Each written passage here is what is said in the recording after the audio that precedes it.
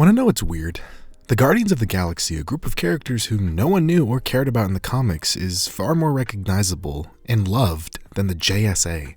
Captain America is currently considered the Big Blue Boy Scout, little girls have lunchboxes with Black Widow on them, and most kids in general think Iron Man, a character that 90% of people didn't know existed prior to 2008, is cooler than Superman. We truly live in a strange time. Marvel is the king of entertainment. They went from barely staying afloat in the 90s and selling off all the rights to their A-list characters to becoming a multi-billion-dollar company. Let me just say that again. Marvel sold off the rights to their big-name characters such as X-Men, the Fantastic Four, Ghost Rider, Daredevil, and Spider-Man. All they were left with were the ones no one cared about, like Captain America, Iron Man, and Thor. Now, nearly 15 years later, those leftovers are some of the most profitable fictional characters in history. DC, on the other hand, can't make a single Superman movie. I wanted to wait a little bit before commenting on the whole WarnerBros Discovery drama just in case things got juicier. And, well, yeah, it got juicier. Now, don't get me wrong, I'm not some DC fanboy that hates Marvel. In fact, I'm pretty fond of both. I know, shocking, right? Marvel movies are phenomenal. I still remember seeing Iron Man 1 in theaters when I was 9. Marvel has cracked the code for blockbusters and has made the first highly successful cinematic universe.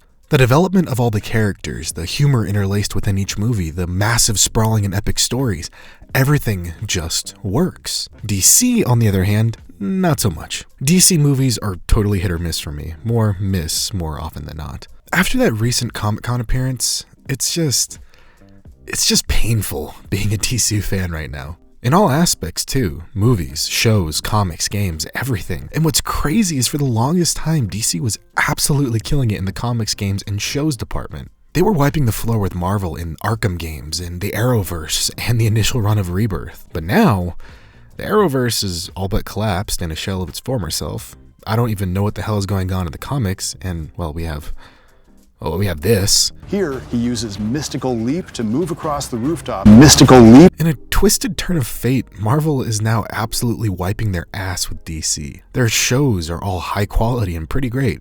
Their games are more often than not home runs, except you.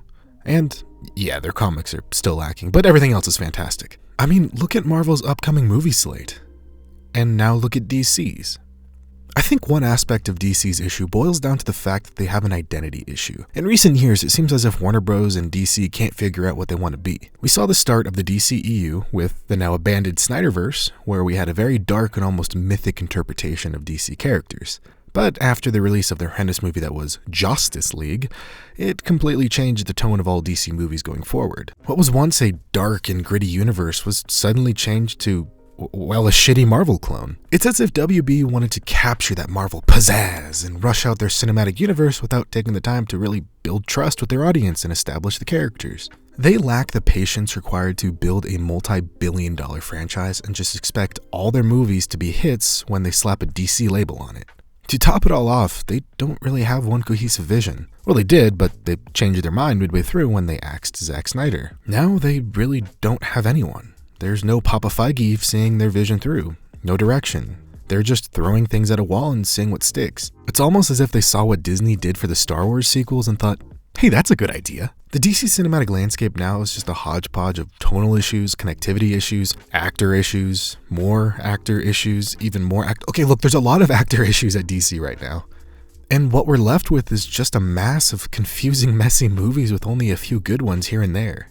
The Batman was extremely good, and so was James Gunn's Suicide Squad and Peacemaker. But Wonder Woman 84, Shazam, and even Aquaman were just generic in my opinion. And let's not forget Zack Snyder's Justice League, which despite the overabundance of slow motion scenes was far better than the original theatrical cut of Justice League. But DC's upcoming movie slate just doesn't pique my interest. And from what we've seen from them so far, they all look extremely generic. It seems with the upcoming Flash movie, DC plans on rebooting the universe. Now, will that be good? That remains to be seen. The leaks about WB's initial intentions with the new universe were concerning, to say the least, but now I have no idea what the hell they're gonna do, and I'm pretty sure they don't either. It could be good, it could be horrible. I personally didn't love Zack Snyder's interpretation of DC characters. He killed so many people! You saw it! Did you see it? I saw it, you saw it, we both saw it! He killed goddamn! Yeah, that's a whole other video for a different day. But what I did love was the fact that he took risks and swung for the fences and attempted something we've never seen before.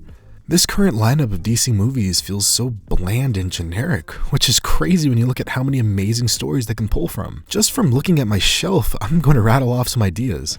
A modern adaptation of New Frontier, Green Lantern Earth 1, Superman American Alien, Kingdom Come, Batman The Black Mirror, all of which are stories we haven't seen adapted in the slightest. All of which are incredibly good stories, and all of which you should pick up right now. Superman American Alien especially, that is one of the best Superman stories out there. For the longest time, I was insanely confused by this. DC has some of the best comics out there with arguably the most complex and beautiful characters. DC has all the popularity, yet their movies are complete dog shit the vast majority of the time. Why the hell is that? Well, after doing some digging of my own, I think I know why. There is no DC film studio. Now, what do I mean by that? Well, Disney owns Marvel, yet Marvel Studios makes the films.